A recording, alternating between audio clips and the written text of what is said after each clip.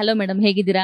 ಚೆನ್ನಾಗಿದ್ದೀನಿ. ನೀವ್ ಹೇಗಿದ್ದೀರಾ? ನಾನ್ ತುಂಬಾ ಚೆನ್ನಾಗಿದ್ದೀನಿ. ನೋಡ್ಲಿಕ್ಕೆ ತುಂಬಾ ಚೆನ್ನಾಗಿ ಕಾಣ್ತಾ ಇದ್ದೀರಾ. ಸುಷ್ಮಾ ಮೇಡಮ್ ನಿಜವಾಗ್ಲೂ ಅತ್ತೆ ಕ್ಯಾರೆಕ್ಟರಾ ಇಲ್ಲ ನಿಜವಾಗ್ಲೂ ನಂಬೋಕೆ ಚಾನ್ಸ್ ಇಲ್ಲ ಅನ್ನೋಷ್ಟು ತುಂಬಾ ಚೆನ್ನಾಗಿ ಗ್ಲಾಮರಸ್ ಆಗಿ ಕಾಣ್ತಾ ಇದ್ದೀರಾ. ಏನು ನಿಮ್ಮ ಈ ಗ್ಲಾಮರ್ ಸೀಕ್ರೆಟ್? ಸೀಕ್ರೆಟ್ ಅಂತ ಏನು ಇಲ್ಲ. ಆ ನನ್ಗೆ ಹೀಗಿರೋದಕ್ಕೆ ಇಷ್ಟ. ಸೊ ಹಾಗಾಗಿ I am like that only ಅಷ್ಟೇ. ಬೇರೆ ಏನು ಸೀಕ್ರೆಟ್ ಅಂತ ಇಲ್ಲ. ತುಂಬಾ ವರ್ಕೌಟ್ಸ್ ಮಾಡ್ತೀನಿ, ಡಯಟ್ ಮಾಡ್ತೀನಿ, ಆ ತರ ಏನಿಲ್ಲ. ನನ್ ಬಾಡಿ ಇರೋದೇ ಆ ತರ. ಸೊ ನಾ ಹಂಗೆ ಇದೀನಿ ಅಷ್ಟೇ. ಓಕೆ. ಸುಷ್ಮಾ ನಾಣಯ್ಯ ಅವರು ನಮ್ಮ ಕರ್ನಾಟಕದ ಜನರಿಗೆ ಹೊಸಬ್ರಲ್ಲ, ತುಂಬಾ ಪರಿಚಿತ. ಲಕ್ಷ್ಮೀ ಬಾರಮ್ಮ ಸೀರಿಯಲ್ ನಲ್ಲಿ ಒಂದು ರಗಡ್ ಅಮ್ಮನ ಕ್ಯಾರೆಕ್ಟರ್ ಅನ್ನ ಮಾಡಿದ್ರಿ. ತುಂಬಾ ಜನಕ್ಕೆ ಇಷ್ಟವಾಗಿದ್ದಂತಹ ಪಾತ್ರ. ಅಬ್ಬಾ, ಅಮ್ಮ ಅಂದ್ರೆ ಹೀಗೆ ಇರ್ಬೇಕು, ಮಗನ್ನ ಹೀಗೆ ನೋಡ್ಕೋಬೇಕು ಅಂತ ತುಂಬಾ ಜನ ಕೇಳ್ಕೊಂತಿದ್ರು. ಇನ್ನು ಆದಿಲಕ್ಷ್ಮಿ ಸೀರಿಯಲ್ಗೆ ಬಂದ್ರೆ ಒಂದು ಸ್ಪೆಷಲ್ ಕ್ಯಾರೆಕ್ಟರ್ ಅಂತಾನೆ ಹೇಳ್ಬೋದು. ಏಕೆಂದ್ರೆ ಒಂದು ವಿಲನಿಶ್ ಇರುತ್ತೆ, ಇಲ್ಲ ಹೀರೋಯಿನ್ ಇರುತ್ತೆ. ಆದ್ರೆ ಇದ್ರಲ್ಲಿ ಒಳ್ಳೆಯ ಅತ್ತೆ ಪಾತ್ರ ಅಂದ್ರೆ ಇದು ತುಂಬಾ ಸ್ಪೆಷಲ್ ಆಗಿ ನಿಮ್ಗೋಸ್ಕರನೇ ಮಾಡಿರುವಂತಹ ಕ್ಯಾರೆಕ್ಟರ್ ಅಂತ ನೋಡಿದ್ರಿಗೆ ಅನಿಸ್ತಿದೆ, ನಮಗೂ ಕೂಡ ಅನಿಸ್ತಿದೆ. ಸೊ ನಿಮ್ಮ ಕ್ಯಾರೆಕ್ಟರ್ ಬಗ್ಗೆ ನಿಮ್ಗೆ ಎಷ್ಟು ಖುಷಿ ಇದೆ, ನಿಮ್ಮ ರಿಯಾಕ್ಷನ್? ಆ ನನ್ಗೆ ಈ ಕ್ಯಾರೆಕ್ಟರ್ ಬಗ್ಗೆ ತುಂಬಾನೇ ಖುಷಿ ಇದೆ. ಯಾಕಂದ್ರೆ ಇದರಲ್ಲಿ ನಾನು ನೆಗೆಟಿವ್ ರೋಲ್ ಮಾಡ್ತಾ ಇಲ್ಲ. ಎಲ್ರೂ ಈ ಸೀರಿಯಲ್ ಸ್ಟಾರ್ಟ್ ಆದಾಗ, ನನ್ನ ಇಂಟ್ರಡಕ್ಷನ್ ಆದಾಗ ಎಲ್ರು ಏನ್ ಅನ್ಕೊಂಡಿದ್ರು ಅಂದ್ರೆ ಸುಷ್ಮಾ ನಾಣಯ್ಯ ಮಾಡ್ತಾ ಇದಾರೆ ಅಂದ್ರೆ ವಿಲನ್ ಪಾತ್ರನೇ ಮಾಡ್ತಾ ಇದಾರೆ ಅಂತ. ಬಟ್ ಅದೆಲ್ಲ ಸುಳ್ಳಾಯ್ತು. ಅವ್ರು ಅನ್ಕೊಂಡಿದ್ದೆಲ್ಲ ಸುಳ್ಳಾಯ್ತು. It's a positive character. ತುಂಬಾ ಸ್ಕೋಪ್ ಇದೆ ಈ ಕ್ಯಾರೆಕ್ಟರ್ಗೆ.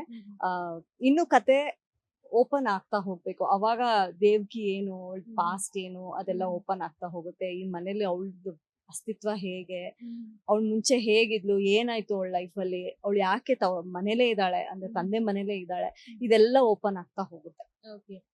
ಪ್ರತಿಯೊಂದು ಕಲಾವಿದ್ರಿಗೂ ಏನಂದ್ರೆ ಕೆಲವೊಬ್ರು ಒಂದೊಂದು ಪಾತ್ರನ ಇಮಿಟೇಟ್ ಮಾಡ್ತಾರೆ. ಎಕ್ಸಾಂಪಲ್ ಅಣ್ಣವ್ರನ್ನ ನೋಡಿ ಅಣ್ಣವ್ರ ತರ ಪಾತ್ರನ ಇಮಿಟೇಟ್ ಮಾಡ್ತಾರೆ. ಆದ್ರೆ ಸುಷ್ಮಾ ಅವರ ಕ್ಯಾರೆಕ್ಟರ್ ಹೇಗಿದೆ ಅಂದ್ರೆ ಸುಷ್ಮಾ ಅವರು ಮಾಡಿದಂತಹ ಕ್ಯಾರೆಕ್ಟರ್ಗಳನ್ನ ಬೇರೆಯವರು ನಾನು ಕೂಡ ಈ ತರ ಒಂದು ಕ್ಯಾರೆಕ್ಟರ್ ಮಾಡ್ಬೇಕಲ್ಲ, ನಾನು ಇಮಿಟೇಟ್ ಮಾಡ್ಬೇಕಲ್ಲ ಅನ್ನೋ ಮಟ್ಟಿಗಿರುತ್ತೆ ನಿಮ್ಮ ಒಂದು ಆಕ್ಟಿಂಗ್ ಸ್ಕಿಲ್. ಸೊ ಸುಷ್ಮಾ ಅವರು ಇಂಡಸ್ಟ್ರಿಗೆ ಬಂದಿದ್ರ ಬಗ್ಗೆ ಏನ್ ಹೇಳ್ತೀರಾ? ಹೇಗ್ ಬಂದ್ರಿ ನೀವು?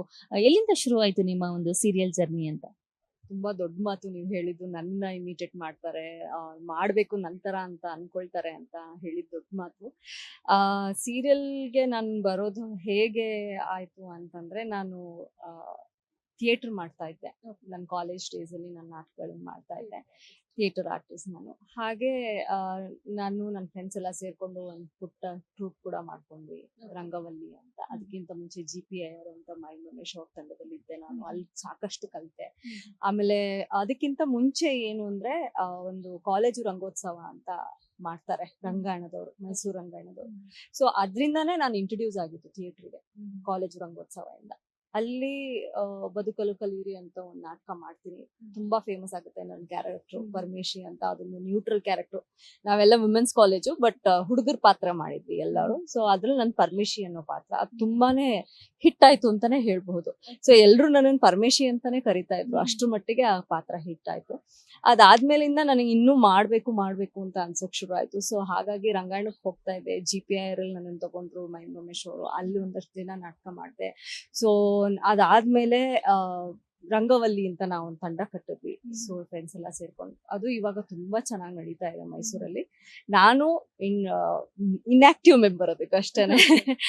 ಹೀಗೆ ನನ್ನ ಜರ್ನಿ ಸ್ಟಾರ್ಟ್ ಆಗಿದ್ದು. ಹಾಗೆ ನಾನು ಕೆಲಸ ಕೂಡ ಮಾಡ್ತಿದ್ದೆ. ಓದ್ ಮುಗಿಸಿ MSc ಮೈಕ್ರೋಬಯಾಲಜಿ ನಾ ಮಾಡಿರೋದು. ಸೊ ಅದು ಓದ್ ಮುಗಿಸಿದ್ಮೇಲೆ ಒಂದ್ 6 months ಕೆಲಸ ಮಾಡಿದೆ. ಹೇಗಾಯ್ತು ಅಂದ್ರೆ ಮೆಕ್ಯಾನಿಕಲ್ ಲೈಫ್ ನಂದು ಅಂತ ಅನ್ಸಕ್ ಶುರು ಆಯ್ತು. ಯಾಕಂದ್ರೆ ನಾನು ಯಾವಾಗ್ಲೂ ಕಲ್ಚರಲ್ ಇದ್ರಲ್ಲೇ ಇದ್ದೆ. ಕಾಲೇಜಲ್ಲೂ ಕೂಡ ನಾನು ಓದೋದ್ರ ಜೊತೆಗೆ ನನ್ ಆಲ್ಮೋಸ್ಟ್ ಎಷ್ಟು ಬಿಸಿ ಇದ್ದೆ ಅಂತಂದ್ರೆ ಡಾನ್ಸು, ಹಾಡು, ನಾಟಕ, ಯೂನಿವರ್ಸಿಟಿ ರಿಪ್ರೆಸೆಂಟ್ ಮಾಡ್ತಾ ಇದ್ದೆ. ಸೊ ಇಷ್ಟೆಲ್ಲ ಇತ್ತು. ಅದ್ರ ಜೊತೆಗೆ ನಾವು ಓದ್ತಾ ಇದ್ದೆ. I was enjoying it. But ಯಾವಾಗ ನಾನು ಕೆಲಸ ಮಾಡಕ್ಕೆ ಅಂತ ಶುರು ಮಾಡಿದೆ, ಲೈಫಲ್ಲಿ ಏನೂ ಇಲ್ಲ, ದಿಸ್ ಇಸ್ ಸೋ ಮೆಕ್ಯಾನಿಕಲ್ ಅನ್ಸಕ್ ಶುರು ಆಯ್ತು. ಸೊ ಅದನ್ನ ಬಿಟ್ಬಿಟ್ಟು at least I try doing PhD ಅಂತ ಅಂದ್ಬಿಟ್ಟು ನಾನು ಮೈಸೂರಿಗೆ ವಾಪಸ್ ಹೊರಟೋದೆ ಕೆಲಸ ಬಿಟ್ಟು. ಅಲ್ಲಿ PhDಗೆ ಇನ್ನೂ ಸ್ಟಾರ್ಟ್ ಮಾಡಿದ್ದೆ ಅಷ್ಟೇ. ಕಸ್ತೂರಿ ಚಾನೆಲ್ನವರು ಆರ್ಟಿಸ್ಟ್ ಬೇಕು ಹೊಸ ಸೀರಿಯಲ್ಗೆ ಅಂತ ಬಂದಿದ್ರು ಹುಡ್ಕೊಂಡ್ ರಂಗಾಯಣದಲ್ಲಿ. ಅಲ್ಲಿ KP ಸರ್ ಅಂತ ಇದ್ರು. ಅವ್ರು ನನ್ನನ್ನು ಕರೆದ್ರು, ಬನ್ನಿ ಒಂದು ಆಡಿಷನ್ ಕೊಡಿ ನೋಡೋಣ ಅಂತ. ಅವಾಗ್ಲೂ ಅಲಕ್ಷಣೆ, ಯಾರು ಕೊಡ್ತಾರೆ ಸರ್, ನಮ್ಮನ್ನೆಲ್ಲ ಯಾರು ತಗೊಳ್ತಾರೆ, ಬೇಡ ಬಿಡಿ ಅಂತ. ಆಮೇಲೆ ನೋಡಿದ್ರೆ ಆಡಿಷನ್ ಆಯ್ತು, ನಾನು ಸೆಲೆಕ್ಟ್ ಆಗ್ಬಿಟ್ಟೆ. ಅದೇ ಡೆಸ್ಟಿನಿ ಅಂತ ಹೇಳ್ತಾರಲ್ಲ, ನಾನು ಯಾವತ್ತೂ ಪ್ಲಾನ್ ಮಾಡಿರ್ಲಿಲ್ಲ ಇಂಡಸ್ಟ್ರಿಗೆ ಬಂದಿರ್ಬೇಕು ಅಂತ. ನನ್ ಮೊದಲು ಸೀರಿಯಲ್ ಕಾವ್ಯ ಕಸ್ತೂರಿ ಅಂತ, ಅದ್ರಲ್ಲಿ ನಾನು ಕಸ್ತೂರಿ ಪಾತ್ರ ಮಾಡ್ತಾ ಇದ್ದೆ, ನಾಯಕಿಯ ಪಾತ್ರ ಮಾಡ್ತಾ ಇದ್ದೆ. ಸೊ ಹಾಗೆ ನನ್ನ ಜರ್ನಿ ಮುಂದುವರಿತು. ನೆಕ್ಸ್ಟ್ ಬಂದೆ ದೀಪೋ ನಿನ್ನದೆ ಗಾಳಿಯು ನಿನ್ನದೆ, ರಥಸಪ್ತಮಿ, ಸಾಕಷ್ಟು ಮಾಡಿದೆ. ಆಮೇಲೆ ಮಧ್ಯ ಬ್ರೇಕ್ ತಗೊಂಡೆ 6 ಇಯರ್ಸ್. ಅದಾದ್ಮೇಲೆ ವಾಪಸ್ ಬಂದೆ. ಅದಾದ್ಮೇಲೆ ಲಕ್ಷ್ಮೀ ಬಾರಮ್ಮ ಮಾಡಿದೆ. ಈಗ ಆದಿಲಕ್ಷ್ಮಿ ಪುರಾಣ ಮಾಡ್ತಾ ಇದ್ದೀನಿ. ಓಕೆ, ಆದಿಲಕ್ಷ್ಮಿ ಪುರಾಣದಲ್ಲಿ ಅತ್ತೆ ಕ್ಯಾರೆಕ್ಟರ್ ನೀವು.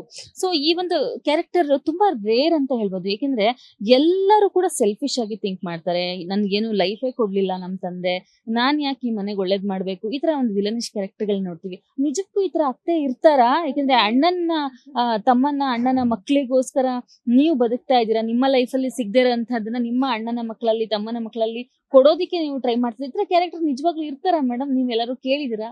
ಕೇಳಿದೀನಿ, ಇರ್ತಾರೆ. ನನ್ ತಂದೆ ಮೇಲೆ ನನಗೆ ಕೋಪ ಯಾಕೆಂದ್ರೆ ನನ್ನ ಜೀವನ ಅವ್ರು ಹಾಳು ಮಾಡ್ಬಿಟ್ರು ಅಂತ.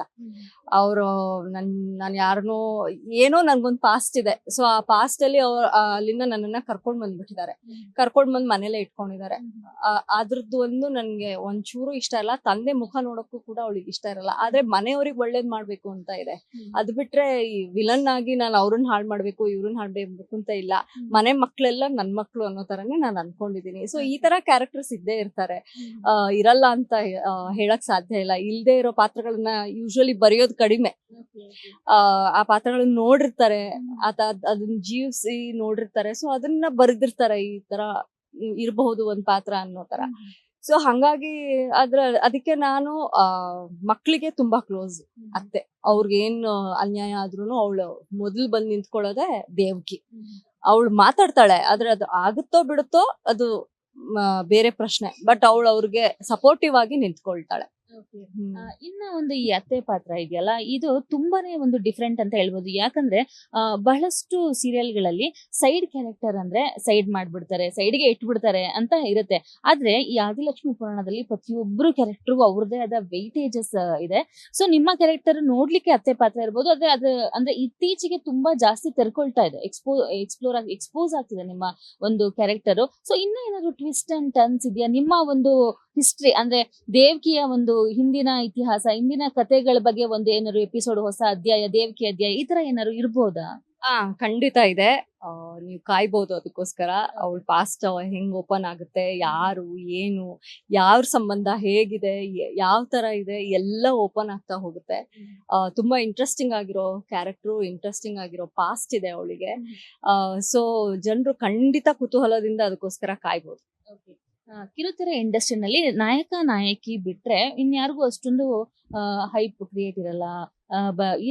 ಇವ್ರನ್ನೇ ಜಾಸ್ತಿ ಕಾನ್ಸಂಟ್ರೇಟ್ ಮಾಡ್ತಿದ್ದಾರೆ ಅಂತ ಕೆಲವೊಬ್ರು ಆರೋಪಗಳಿರುತ್ತೆ. ಆದ್ರೆ ನೀವ್ ಹೇಳಿದ್ರಿ, ನಾನು ಬಂದ 15 ವರ್ಷ ಆಯ್ತು ಇಂಡಸ್ಟ್ರಿಗೆ ಅಂತ. 15 ವರ್ಷದಿಂದನೂ ಜನ ನೋಡೋ ತರ ಆಕ್ಟಿಂಗ್ ಮಾಡೋದಿದೆಯಲ್ಲ, ಅದು ಸಾಮಾನ್ಯವಾದ ಮಾತಲ್ಲ.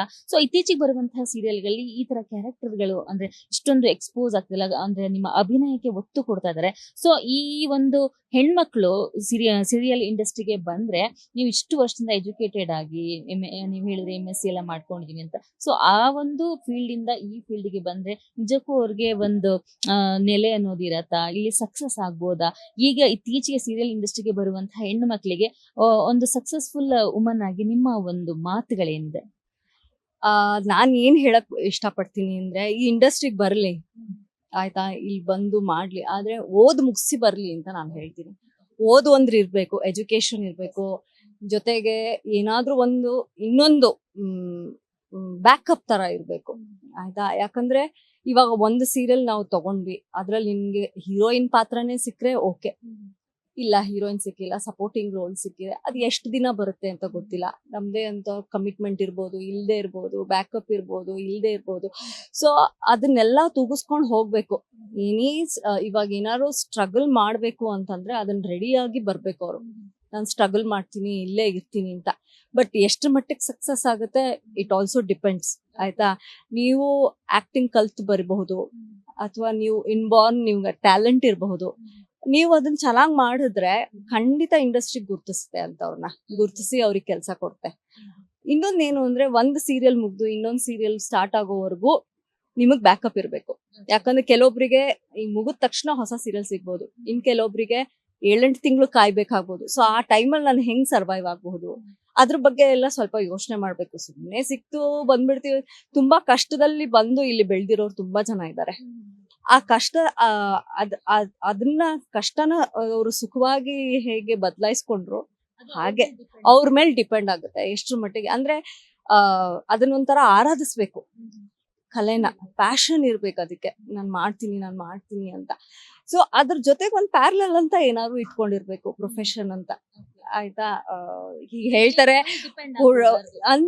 ಇದಕ್ಕೆ ಫುಲ್ ಡಿಪೆಂಡ್ ಆದ್ರೆ ತುಂಬಾ ಕಷ್ಟ, ಯಾಕಂದ್ರೆ ತಿಂಗಳಲ್ಲಿ ನೀವು 10 ದಿನ ಮ್ಯಾಕ್ಸಿಮಮ್ ಕೆಲಸ ಮಾಡ್ಬೋದು, ಆಯ್ತಾ. 10 ದಿನ 12 ದಿನ ಮ್ಯಾಕ್ಸಿಮಮ್, ಬಾಕಿ ಯು ಆರ್ ಫ್ರೀ. ಇವಾಗ ನಿಮ್ಗೆ ಬ್ಯಾಕಪ್ ಇದೆ ಅಂದ್ರೆ ನಿಮ್ಗೆ ಏನ್ ಸಿಗುತ್ತೋ ಆ ಪಾಕೆಟ್ ಮನಿ ತರ ನಾನು ಇಟ್ಕೋತೀನಿ ಮಾಡ್ಕೋತೀನಿ ಅಂತ ಇರುತ್ತೆ. ಬ್ಯಾಕಪ್ ಇಲ್ಲ ಅಂದ್ರೆ ಇಲ್ಲಿ ಬೆಂಗಳೂರಲ್ಲಿ ಬಂದು ಮನೆ ಮಾಡ್ಕೊಂಡು, ಬೇರೆ ಊರಿಂದ ಬಂದು ಮನೆ ಮಾಡ್ಕೊಂಡು, ಊಟ ತಿಂಡಿ ಖರ್ಚು ಅದೆಲ್ಲ ಕಳೆದು ಹೋಗ್ಬಿಡುತ್ತೆ 10 ದಿನ ಕೆಲಸ ಮಾಡಿದ್ರೆ ಅದು ಬರೋ ಸಂಬಳದಲ್ಲಿ.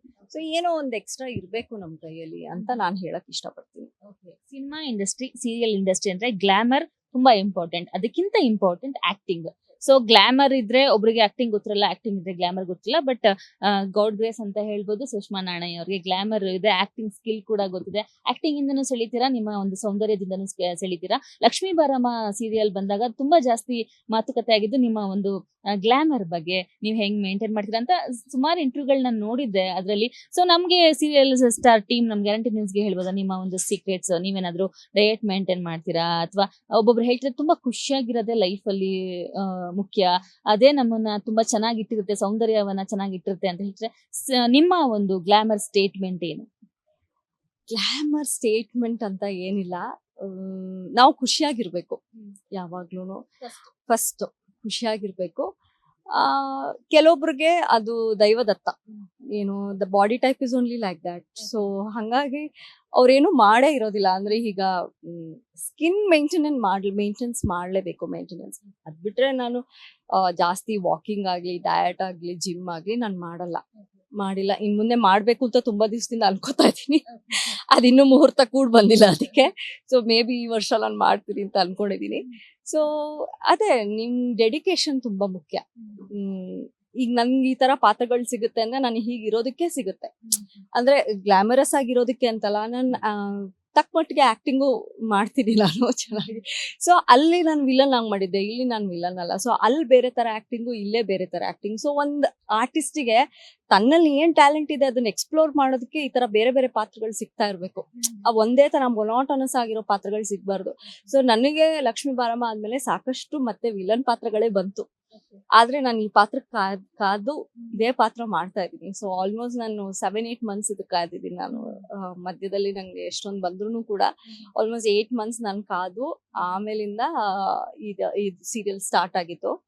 ಸೊ ಈ ತರ ಬೇರೆ ಬೇರೆ ತರ ಪಾತ್ರ ಸಿಗ್ತಾ ಹೋದ್ರೆ ನಮ್ಮನ್ನೇ ನಾವು ಆಸ್ ಅ ಕಲಾವಿದರಾಗಿ, ಆಸ್ ಅನ್ ಆರ್ಟಿಸ್ಟ್ ಆಗಿ ನಾವು ಎಕ್ಸ್ಪ್ಲೋರ್ ಮಾಡ್ತಾ ಹೋಗ್ಬೋದು. ನಮ್ಮಲ್ಲಿ ಏನೇನಿದೆ, ನಾವ್ ಇನ್ನೂ ಏನ್ ಕೊಡ್ಬಹುದು, ಎಷ್ಟು ಮಟ್ಟಿಗೆ ನಾವು ಮಾಡಬಹುದು, ಇಂಪ್ರೂವ್ ಮಾಡ್ಕೊಂತ ಹೋಗ್ಬೋದು. ಯಾಕಂದ್ರೆ ಡೈರೆಕ್ಟರ್ಸ್ ಇನ್ಪುಟ್ ಸಿಗ್ತಾ ಇರುತ್ತೆ ನಮ್ಗೆ, ನಾವ್ ಇನ್ನೂ ಏನ್ ಆಡ್ ಮಾಡ್ಬೋದು.